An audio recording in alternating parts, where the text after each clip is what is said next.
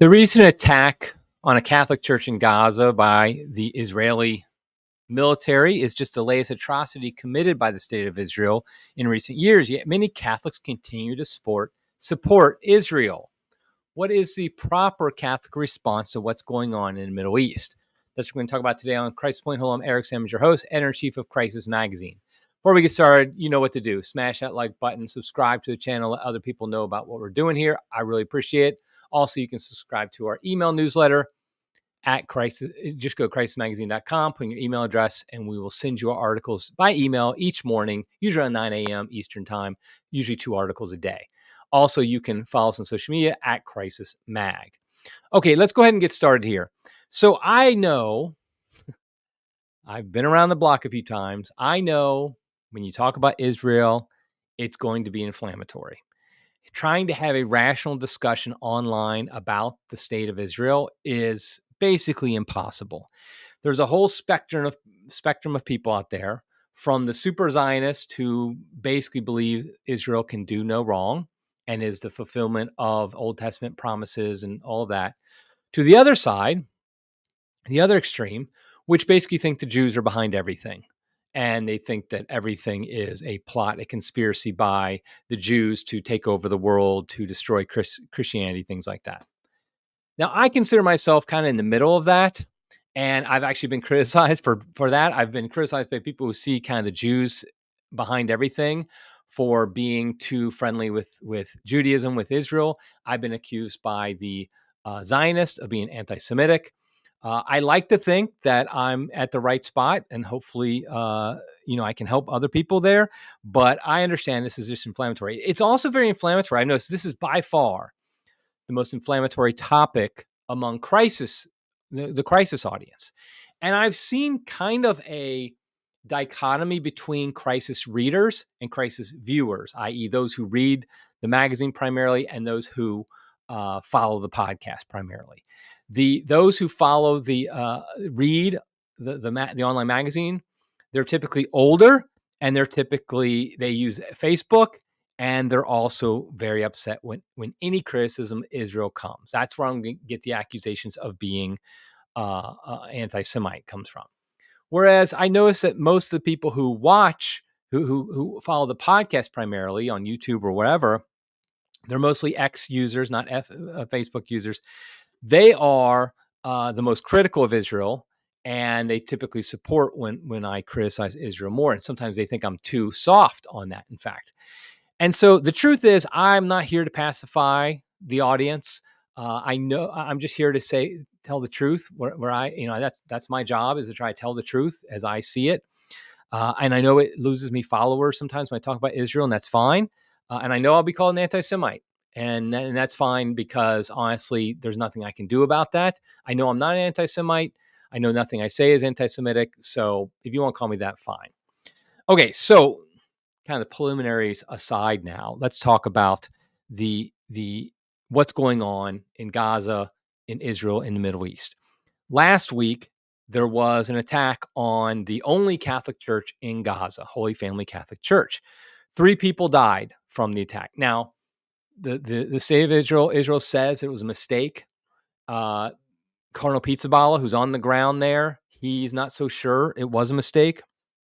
Pope Leo has condemned the attack and named the 3 people who died and prayed for them publicly and on X.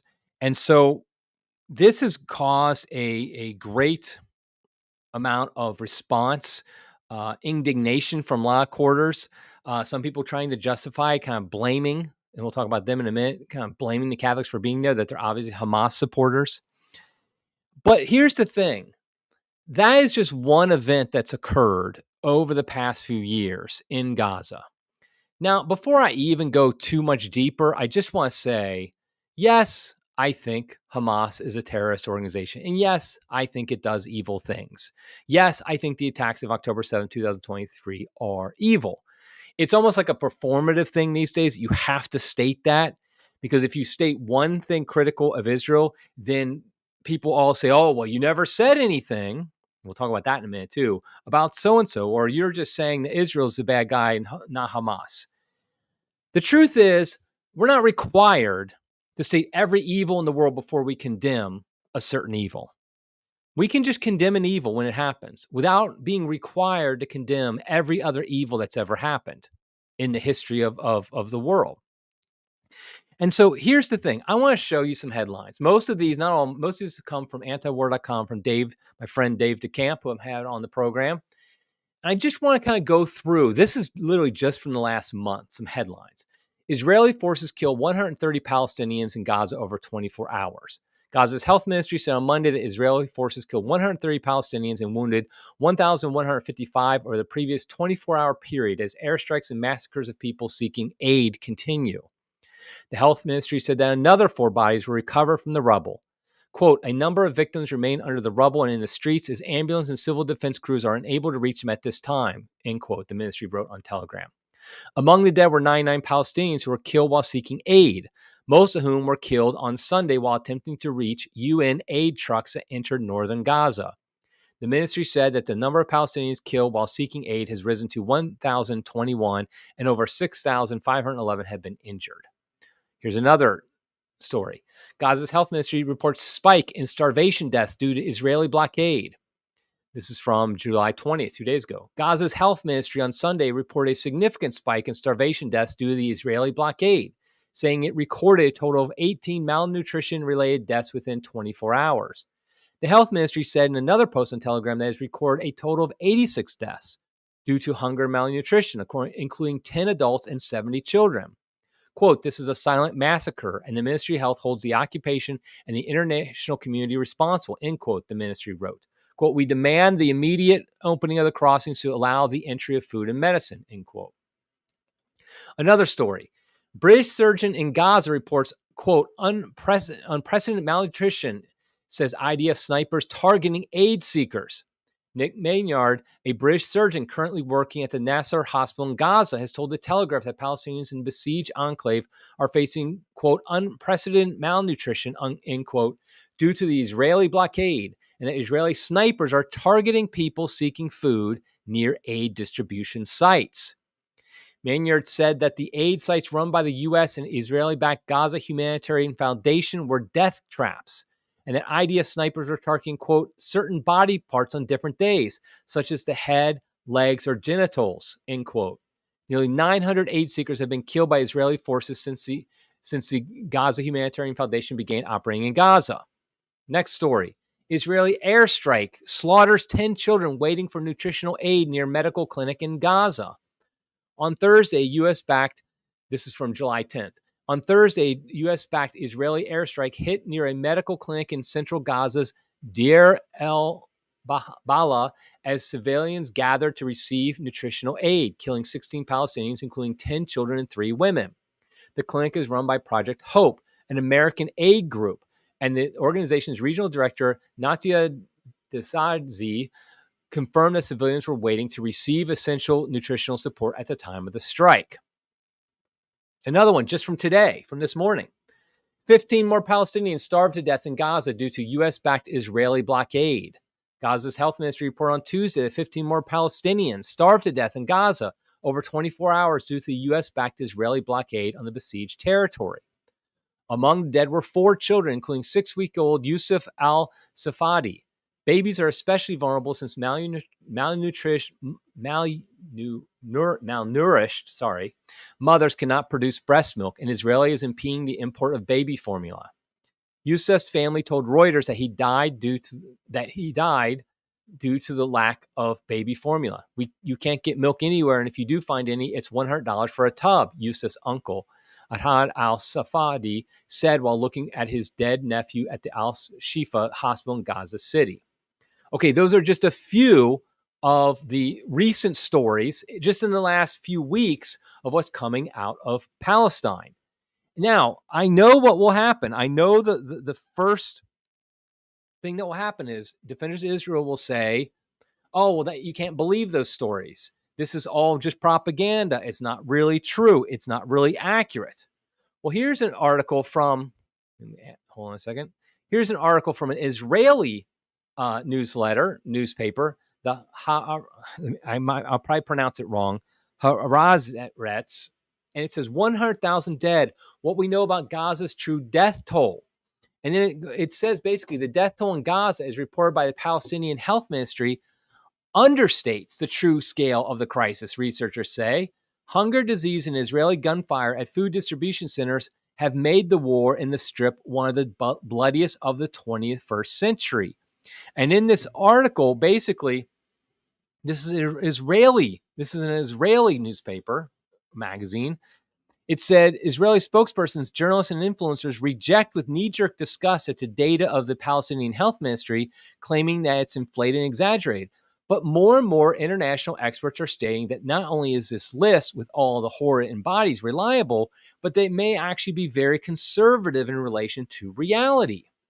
Now, I'm the first one to admit that in the fog of war, details are often not always accurate. I get that. I'm not saying every single specific number is 100% true. However, I just don't see how you can deny anymore what is going on in Palestine, what is going on in Gaza. And the fact is that it's the Israeli army that is inflicting all of this pain and suffering. And that's just what is happening. And my question is, like, when you ask, like, are these accurate? I wonder, do the defenders of Israel even care if they are accurate? Because on the one hand, they say they're not accurate. But then on the other, they will say, well, the Palestinians deserve it for supporting Hamas.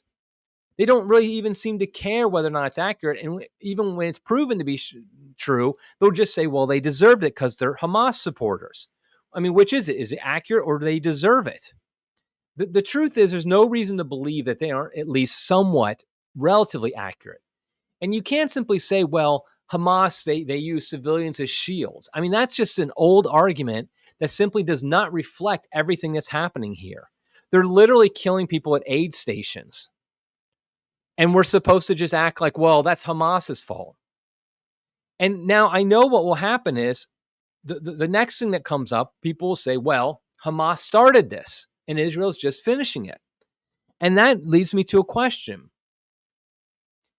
for the Israeli defenders. Is there any limit whatsoever of what the Israeli army, what Israel can do? Is there any point in which you would say enough is enough? Yes, Israel crossed a line. If it's not shooting people at aid stations, women and children at aid stations, if it's not bombing accidentally or not a Catholic church and killing Catholics there, if it's not doing, causing the starvation of all these Palestinians, and over 100,000 Palestinians are dead, if it's not that, what exactly is it? If Israel decided to nuke Gaza, nuke Palestine, make it a parking lot, and every single person was killed, and they literally committed genocide against every single Palestinian, would that be where you would draw the line and say, okay, I'm not going to put up with this anymore? I noticed that after the attack on the Catholic Church, we finally did see a few people who have been reluctant to criticize Israel speak up. Michael Knowles of the Daily Wire is the most notable example, where he said, okay, you're losing me now, Israel, when you do this. And remember, the Daily Wire, of course, is run by Ben Shapiro, who is a 100% committed defender of Israel and all things Israeli. But the fact is, there has to be some line. For me, the line was crossed long ago. That simply put, the response to the October 7th attacks has been disproportionate to what happened on October 7th. I mean, that's just plain and simple. That's what I'm stating. And I think that's very clear that what has happened in response to October 7th is unacceptable. It is disproportionate to what happened to Israel on October 7th, 2023. And the truth is, as Catholics, and I'm speaking to my Catholic audience here, if you're not Catholic, I hope you have this, at least the morality that the Catholic Church teaches. But even if you don't, the fact is that the Catholic Church teaches the principles of a just law, which I have hammered home time and time again because nobody seems to care anymore. And the fact is, the response you give to an attack also has to be proportionate to what has happened to you. It doesn't justify anything. If, for example, after 9/11, a horrific attack in which Osama bin Laden and his lackeys They basically plotted and they killed over 3,000 Americans on 9/11.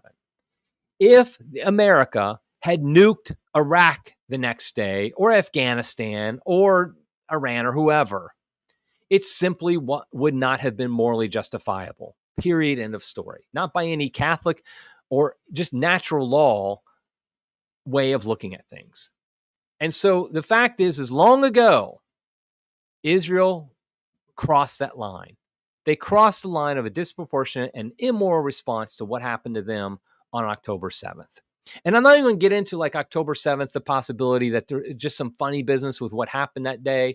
Not that Hamas didn't attack, but how Israel didn't defend itself. I won't even talk about the fact that Benjamin Netanyahu, the prime minister of Israel, has supported Hamas in the past because it helped divide international support for Palestine, a Palestinian state.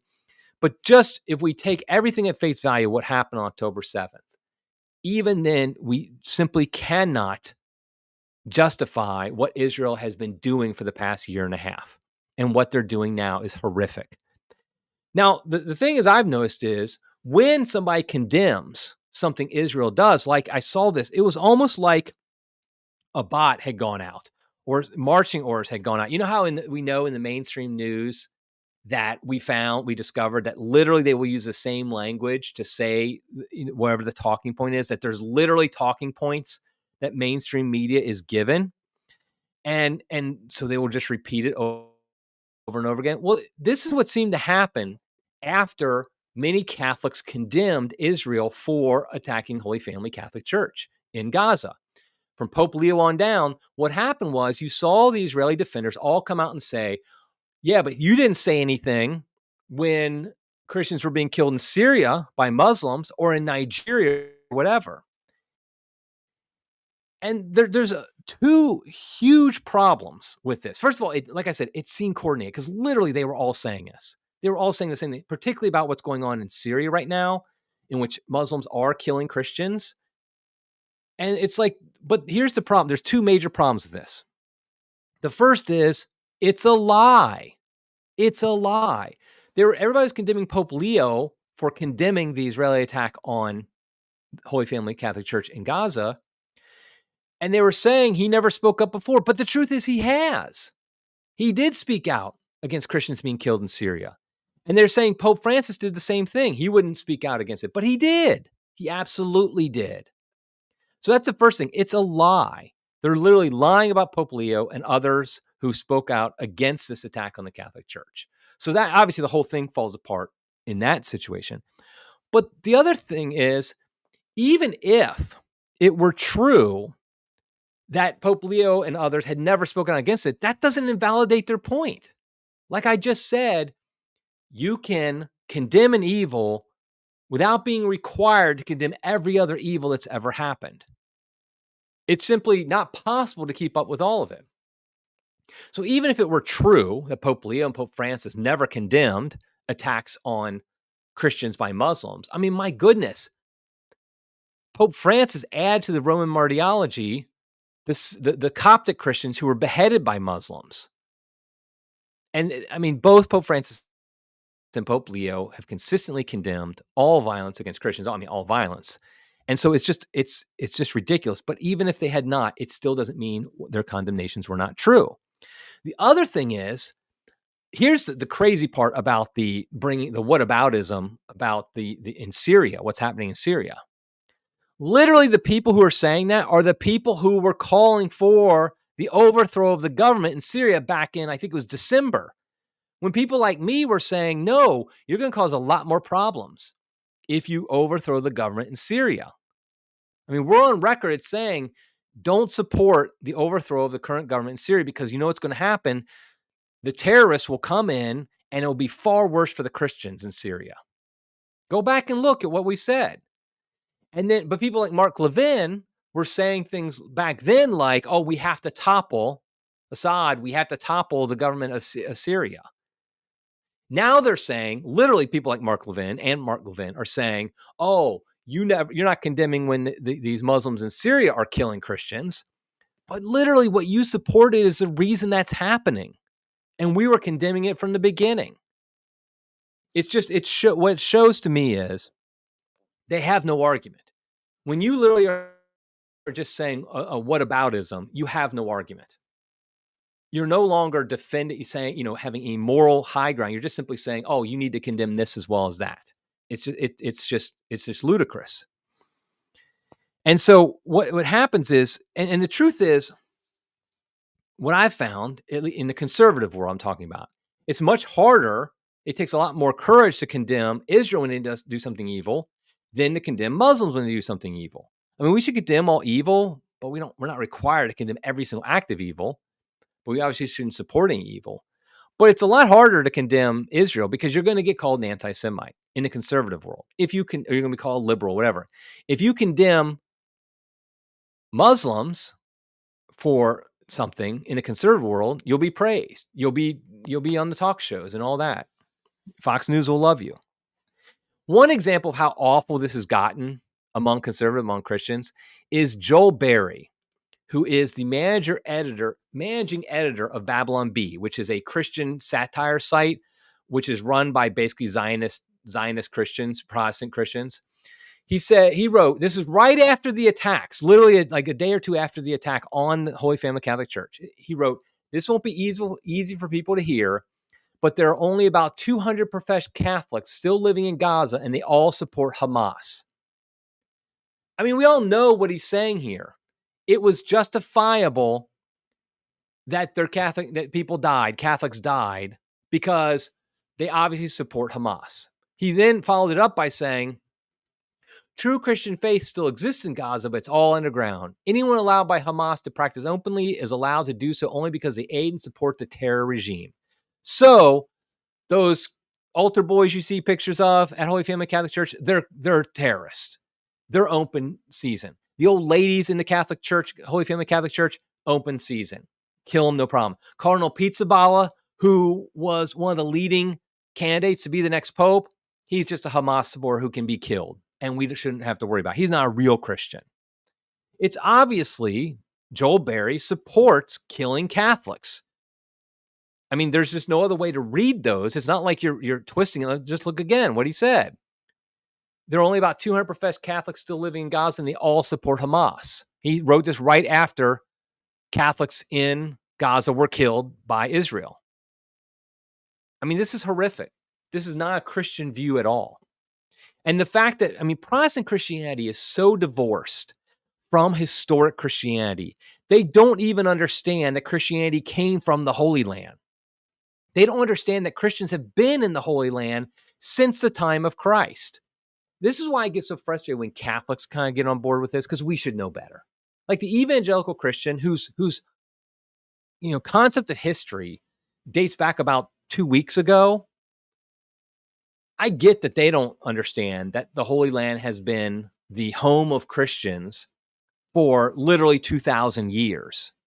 They don't get that. But as Catholics, we should know that.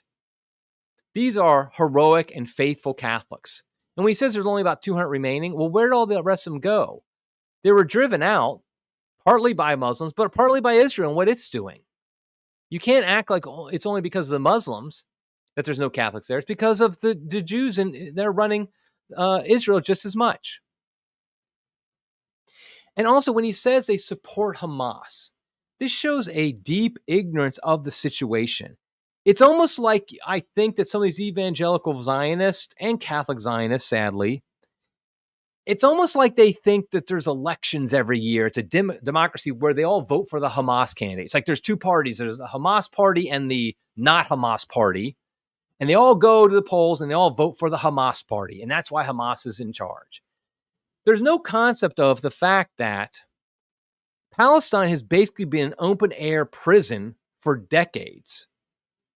It's basically been a place where you could not leave. You had no control over your lives, no control over being able to leave or to better your lives, or food and water 100% dependent upon Israel.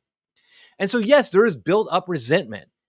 The people in the idea that the people of Gaza, the Palestinians, are somehow supposed to be supportive of Israel.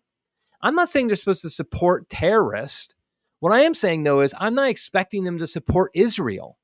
That would be ludicrous to think that they would support Israel. It'd be just as ludicrous as asking, Israel, people in Israel, to support Hamas or some Muslim organization against them, or Iran or something like that. They are simply there trying to survive. They're trying to survive. And yes, they are going to be generally anti-Israel. For good reason, they're anti-Israel.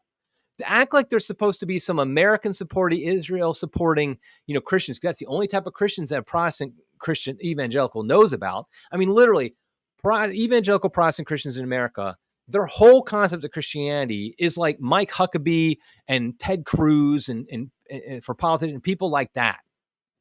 They don't have a historic and global idea of Christianity. And this is like I said, a big frustration of mine with Catholics. They should know better. We should know better than that. So we're kind of getting to kind of dance around the point. But how is it that we're supposed to we're supposed to oppose Israel? Because here's the problem. The second you do, you get called anti-Semitic, which is frankly a lazy, brain-dead argument. I'm going to tell a story. I'm not going to name names. But I know somebody who's a well-known Catholic. And he basically has accused me of hating Jews. Now, the fact is that he had no proof of this. He didn't show like somewhere where I said something against Jews as like somehow like hating them. I love Jews. That's why I want them to all become Catholic. That's why I want them to stop in Israel, the Israeli ones at least, stopping doing evil things. Because I love them. This idea, though, that I hate Jews is simply because I oppose the modern state of Israel. And that's where we get to one of my major points is there are actually three Israels. When we talk about Israel, I titled this podcast, Israel is a Problem. And I know that's going to that's a little clickbaity. I'll say it right now. It's a little clickbaity. But my point here is I'm trying to say is there's actually three different Israels. One is Old Testament Israel, what we see when we read the Old Testament, the chosen people, those who receive divine revelation from God, from Yahweh. That's the first Israel. The second Israel is the New Testament Israel, which is the Catholic Church. It's the fulfillment of all those promises God gave to the Old Testament Israel, all get fulfilled in the New Testament Israel, which is the Catholic Church. So today, when you speak about the modern Israel, they're actually, the real modern Israel, the true Israel is the Catholic Church. And so Catholics are the true Israelites because we are the inheritors of the fulfilled promises that all come from Jesus Christ, the Messiah, the Christ, the Son of the living God. But then there's a third Israel, and that is the modern political state of Israel, which is why I've been talking about this entire podcast up till now. That is the third Israel. These are not the same thing. Now, I will say they are interrelated. I'm not acting like there's no connection between the three of them. Obviously, the New Testament Israel does not exist if not for the Old Testament Israel. Like I said, it's the fulfillment of it. And likewise, the modern state of Israel does have a connection to the Old Testament Israel. It doesn't have a connection to the New Testament Israel in that this is the continuation of, on some level, the religion of the Old Testament. Now, I would argue it's not a 100% continuation because the Old Testament religion ended with the coming of the Messiah of Jesus Christ, with the destruction of the temple. But at the same time, the people who founded the modern Israel consider themselves the inheritors of the old Israel. I would claim that the New Testament, and hopefully all Christians would claim this, the New Testament Israel is really the inheritor of those promises.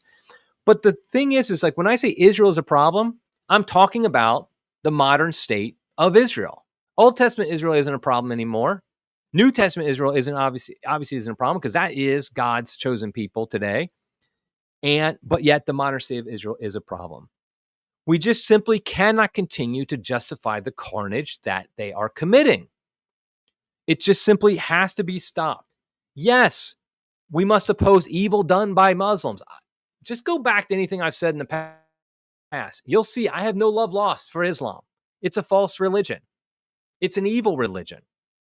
It's done terrible evil in its history. And anybody who is Muslim needs to leave that false religion and become Catholic. I love Muslims like I love Jews. I want them to become Catholic too. I don't want them doing evil either. Yet the problem is for Americans, American Christians, everything is like just a few events define everything. So 9/11 defines almost everything. And so while I acknowledge that yes, much evil has been done by Islam, by Muslim terrorists, jihadists, that doesn't mean evil has not been done by Israel. And the fact is, we just see it day in and day out. We need to oppose the evil done by Hamas, by Islamic terrorists, and we need to oppose the evil done by Israel. What we need to do is, as Catholics, we need to support our brothers and sisters in Christ, those in Israel. Cardinal Pizzaballa, I think it was just this morning, maybe it was yesterday, he said, Christ is not absent from Gaza. He is there, crucified in the wounded, buried under rubble, and yet present in every act of mercy, every candle in the darkness, every hand extended to the suffering. Yeah, he said that just this morning. Christ is not absent from Gaza. When we see our brothers and sisters in Christ being killed in Gaza, that is Jesus Christ being persecuted. That's what the Bible says. When Jesus comes to Paul and says, why are you persecuting me? He says, who are you that I am persecuting? He says, I am Jesus Christ. I am Christ. Meaning when you persecute his followers, you persecute him. And so, yes, Hamas, other Muslim groups have persecuted Jesus Christ for years. But the state of Israel is persecuting Christ as well. And as Christians, we have to realize that. I'm going to put a link in the show notes to a way that we can support our brothers and sisters, a very practical, concrete way. The Vulnerable People Project, run by Jason Jones, whom I've had on this program before, they are actually raising money because in the attack on the Catholic Church, Holy Family Catholic Church, a water tanker was destroyed, and they desperately need water there because, malnutrition, everything happening there. And so they're trying to raise, I think it's $100,000, maybe $120,000 to raise money to build a new water tanker to help support these poor, suffering Christians. And so I'll put a link to how you can do that. I also posted it on X for those who are on X. You can see it there. We need to stand up and say enough is enough. We've got to have a ceasefire. We need to join with Pope Leo and say enough is enough. No more killing Christians, no more persecution, no more killing Palestinians, even if they're not Christian. Just we have to start. We have to stop. We have to stop the killing. Okay, I don't have my assistant with me today because I changed the time of it without telling her. So I'm going to look through some of the live chat myself and do this. Okay, so here's like an example of what I said. Michael Patek says, the church is still standing. Of course, it's a Facebook comment because, like I said, my Facebook followers of Crisis are more pro-Israel. My YouTube are not as much. The church is still standing. Mass is still said there. And the only damage to it is to the roof. Blame Hamas for propagating the idolatrous Muhammad-worshipping religion of Islam. 3 people died, Michael. Are you saying those 3 people don't matter? It's not like are we having a competition? Say, okay, well, only if the church is completely destroyed do we condemn it. But if people die, but the church isn't completely destroyed, then it's okay. That's ridiculous. Blame Hamas for propagating the idolatrous Muhammad worshipping religion of Islam. Are you saying Israel is propagating a true religion? If we're supposed to condemn Hamas for propagating a false religion of Islam, does Israel support and propagate Catholicism? Because that's the only true religion.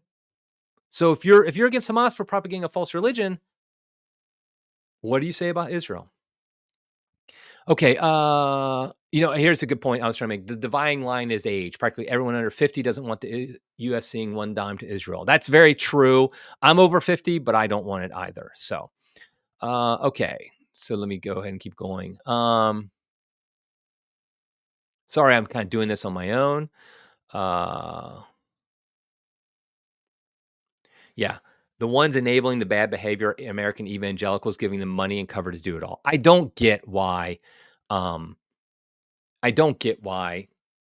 Catholics join in with evangelical Christians on this one. Okay, Nikolai Costello says, I will distinguish between anti-Semitism and anti-Zionism. I'm not a Christian Zionist. I'm a political Zionist for the fact that Jewish people, like any ethnic group, deserve their own homeland. Okay, This is I'm glad Nicolay, I think I hope sorry if I mispronounced your name. That's a very good point. My major problem is with Christians, including Catholics, who have a religious Zionism, meaning they think there's some religious significance to the modern state of Israel. I think that is a problem. If somebody is a political Zionist, meaning they believe, like Nicolay does, that Jewish people, like any ethnic group, deserve their own homeland, that is a political discussion. It's not a religious point, and so we can debate that. I would say, though, do the Palestinians not deserve their own homeland? They're an ethnic group. Why don't they deserve? Do they all? So, are you a fan of the two-state solution? If we're going to give the Jews a homeland, why not the Palestinians? Okay. Let me keep going there. Okay, what does this one say? Philip Schaffer says, if you really want to know to blame Jews in America, Canada, and UK is like me blaming Germans who have been in the US since the 1800s for the Holocaust. Actually, I don't even understand what that one is. Okay. Oh yes, we have somebody who decided to spam the Facebook comments and who's like obsessed with me, so I will block that user. That was easy enough. Okay, what else we have here? Okay, so Catholics are facing cognitive dissonance, that which we have always thought about Israel. We're finding out not to be true. It is inordinately difficult to alter one's known understanding and change. This is Cigar Mode said this. That's a good point. That's a good point because this is something at my age, I understand very much. So I grew up primarily in the 1980s. I think I've said this in the podcast before, maybe even last week. I can't remember now. But because I'm in my 50s, I don't always remember everything where I said things. But here's the fact. When I was growing up, the two worst things you could be were a racist and anti-Semite. Nobody cared if you were a homophobe. We said the F word all the time, as kids. Nobody cared if you were a misogynist or whatever. But you could not be an anti-Semite. That was considered the worst possible slur against somebody. And the fact is, people didn't use it unless somebody really was kind of pushing the boundaries against Jews. And so it's in my DNA of how I grew up that being called an anti-Semite, it does hurt kind of. It does kind of take a piece out. But the fact is you have to take the information on the ground. You have to take what you learn and you have to adapt to it. I cannot allow how I was brought up to say that, being called an anti-Semite, not being one, but just being called one is the worst thing. I'm going to be called an anti-Semite. I have been called an anti-Semite. That's fine. I can't do anything about it. I cannot allow that to help just keep me from speaking out against this awful thing that is going on over there in Palestine. It's awful. It has to be called out against. So, okay. So let me just see if there's any other comments I wanted to bring up. Good lively discussion, by the way. I like it, people. That we didn't have our moderator today, and I noticed that did cause a little bit of a problem. So hopefully she will be back. It's my fault, by the way, she's not here. So we'll have to deal with that. So okay, so I will stop it there. So I'm not going to bore you with going through all the comments here. But like I said, if you want to support your brothers and sisters in Christ who are being persecuted in Gaza, I will put up a link in the show notes to the Vulnerable People Project, which is trying to raise money to add a water tanker at Holy Family Catholic Church in Gaza. So, okay, let's not succumb to those who will just call us anti-Semites because we oppose evil that is happening by Israel or evil that's happening by Islam. We will call it both out. We will be consistently Catholic, protect and defend our brothers and sisters in Christ. Okay, I'll wrap it up there. Until next time, everybody, God love you.